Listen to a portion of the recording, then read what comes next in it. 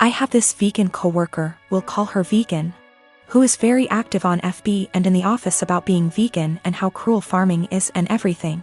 Each to their own. I don't necessarily disagree with her views on animal cruelty, but here's the thing, I'm a hunter. Not a trophy hunter, but I do shoot feral pigs, rabbits, ducks, introduced, classified game ducks, and foxes, and I fish too. All except for the fish are classified as pests. Foxes especially kill native wildlife and farm animals, and farmers will often put you up on their property for free to hunt them. I have passed tests here, especially for identification of game ducks versus protected species, and practice ethical hunting. I.e. allow the animal to have a fair chase, no dogs or tracking devices.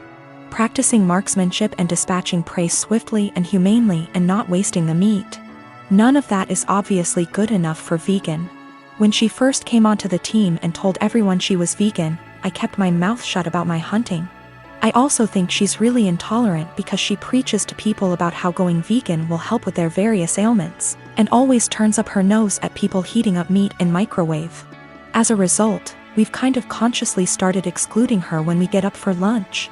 However, last year I started going hunting more regularly with a work friend from another department, whose uncle owns a farm where feral pigs and like are an issue, and he often swings by to have a chat about guns and bows and our next trip, and she found out I was a hunter. This isn't even at our desks, it's in the kitchen area that has tables and stuff, and we sometimes eat our lunches together. Ever since then, every conversation I've had with her, she's referred to hunting and how cruel it is. One time, I wore a leather pencil skirt to work and she had a go at me for wearing animal products. She seems to have singled me because of the fact that I go hunting. My boss has no spine, I've tried talking to him about this. But she just intimidates him and makes it seem like she's been persecuted, and he's backed down from that. She even tried to get a vegan shelf in the fridge and tried to rope in some Hindu vegetarian guys to do that, but they pointed out that they use milk and cheese and honey in their cooking. They also think she's nuts. It's gotten to the point where we go out for drinks on a Friday night at 5 and we never ask her. I don't organize these things, a coworker does, but my boss told me, when I brought it up in one-on-one meeting, that she feels really left out and she seems to think it's my fault because I've been here for longer and I'm somehow poisoning them against her, or something. I have since been conscious of this. If anyone starts conversation about vegan, I just say I don't talk to her unless it's work-related, and she's more than adequate at her job. It's actually become something of a joke or catchphrase. I told my boss I don't organize anything except official events, and she's always been invited. If she's not invited to informal stuff, that's not even organized by me, then that's not my problem.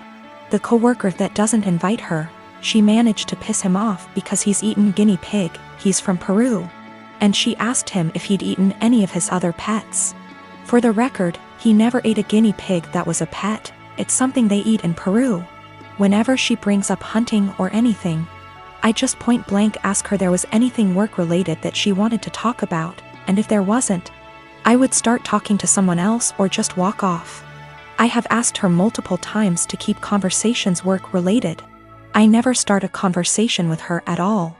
Most of the time, she pounces when I'm in the kitchen making tea, getting water, or just stretching my legs. One time last week, a group of us were talking and she got up to join the discussion. A horrible silence fell over the group to the point where I just excused myself and went to my desk, and so did a few others. It all came to a head in our team meeting today when our boss, usually at the ends, asks if there's any positive news or celebrations outside of work people want to share, like engagements, marathons, charity appeals, etc., and Vegan sarcastically asked me how many lives I'd taken last weekend.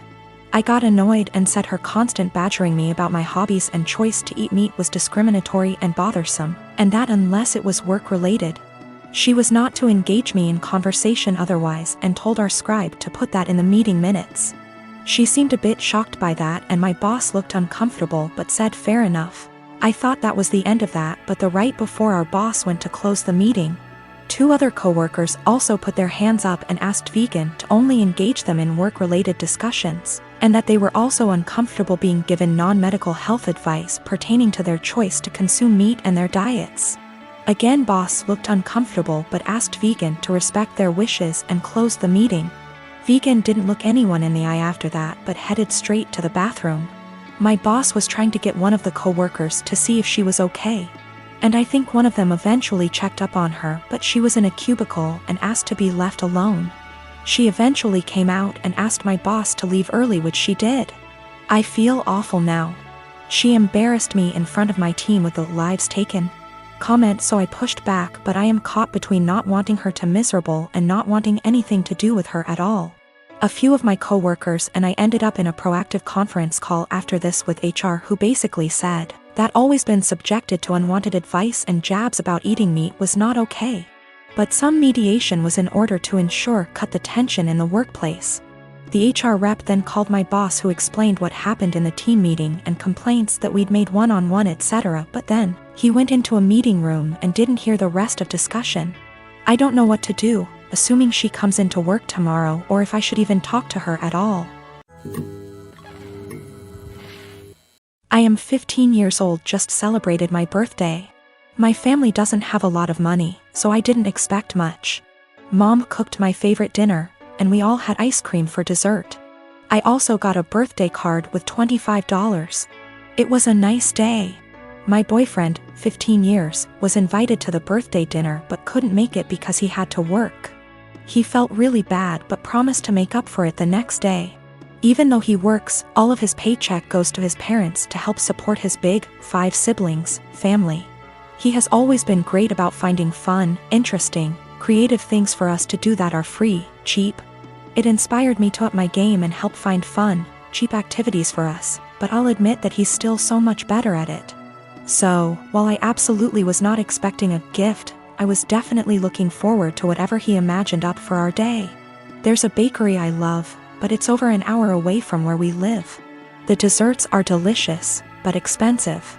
I often talk about this one cupcake I love from that bakery, but I can only enjoy it when I'm in the city and can afford it. He doesn't have a car, so he had to take a train, then walk, then take a train back to get me my favorite cupcake for my birthday.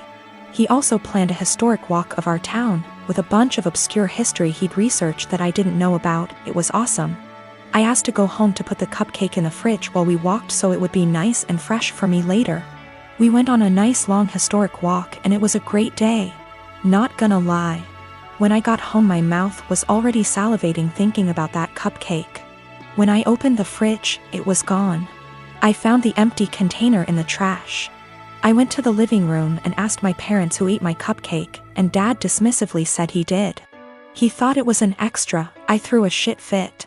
I said it was my birthday cupcake and he was an asshole for eating it. He said if my BF really cared about me he would have bought me more than one, and that they gave me $25. So go buy more if it's really that important. He doesn't think he did anything wrong and is calling me an entitled brat for being upset. I think my BF went above and beyond to get me that cupcake, much more than my own father did for me, and he should feel ashamed and apologetic for what he did. I manage a team of employees in a very specialized industry. The employees are hired on 2-year contracts that are mostly automatically renewed. Salaries are fixed for the duration of the contract, but raises are negotiated at time of renewal. There are no non-competes. I have one employee, Sarah, who requested a meeting with me last week to discuss a possible raise. I informed her that it is a little early as her contract won't expire until Jan, and I would be happy to discuss it in November. She told me she would like to discuss it now as her current salary does not reflect the amount of work she is doing. So I set up a meeting with her on Friday and told her I will hear her out. To her credit, she gave well thought out presentation listing the average salary in her field, the extra responsibilities she had to take on, and the extra revenue she was able to generate, etc. In the end she asked for a 19% raise to stay on. This was a substantial jump, but I thought she made some good points and, with inflation being what it is, I can sell it to the managing partner that we are locking down a good employee for 2 more years. After the presentation, I told her I will just approve the raise and talk to the managing partner about starting her new contract early. Since the only things we are changing are the salary numbers, we can have the new contract ready for her to sign by Tuesday. She seemed very surprised that I did not try to negotiate and looked a little shell-shocked that the meeting was over so quickly. So anyways, I spent the entire weekend selling the raise to the partners and harassing legal to get the documents ready. However, when I gave her the documents to sign this morning, she asked for another meeting to discuss salary.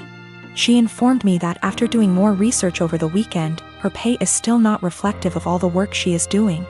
At this point, I got pretty annoyed and told her that we can discuss in 2 years. I thought that was the end of it, but after lunch she came to my office with 3 offers letters she received from our competitors.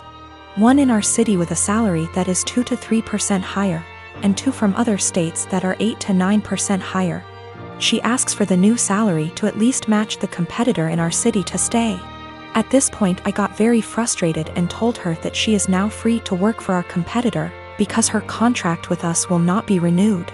She called me in. And left crying, immediately telling all her coworkers that I fired her for asking for a raise. Which obviously caused quite an uproar. My wife thinks that I am the because I could have just said no. She probably had the other offers for a while and was never going to actually leave. She recommended that I offer her back the new contract. Anyways, I am contemplating going back to the office tomorrow and offering Sarah her new contract again. But I just felt like the relationship between us is ruined after this whole situation. Her currently contract is negotiated 2 years ago, which is why there is a discrepancy in pay with the current offers. There are also a lot of reasons for differences in salary even within the same city. Perhaps less PTO, maybe more responsibilities, maybe they lock them in the contract for 3 years instead of 2. Which is happening more and more now. Maybe they have a non-compete, or maybe they are better. I can't say. Her contract expires Jan, so she has plenty of time left at the company if she wants to finish out. Sarah is WFH today, so I sent her an email apologizing for overreacting yesterday, and informing her that she is an important member of our team and that I worked really hard to get her the raise she initially requested. The new offer still stands provided she return the signed contract to me today before 5 p.m. I would be happy to execute it immediately and get her sorted out before the next payment period. She emailed back also apologizing for her reaction yesterday and said that she enjoyed working here and feels like she really has an opportunity to grow. But she then ended the email asking if I would still be willing to reconsider upping the offer to match her other offer. At this point, I just can't even anymore. I basically ignored her email, and at 5:01 p.m. with no signed contract from her, I sent an email to the managing partner I was talking to all weekend. Hope this email finds you well. I am writing to inform you that Sarah has elected to decline the new contract as it is written. She has informed me that she received an offer from our competitor with a salary of XXX. I have attached a scanned document of the offer letter with this email for your convenience. She has requested that we match that salary to retain her services as our current offer is insufficient. As of right now, her contract expires January 22nd. Please advise on the next steps. My husband, 35 years old, does not have a car. He sold his old one to help pay for his brother's wedding. I did not agree on this, but he had this car before we got together, so it's a shared property. Besides that, I have my own car, so that did not affect me till my husband started complaining about having to commute to work and hangout places.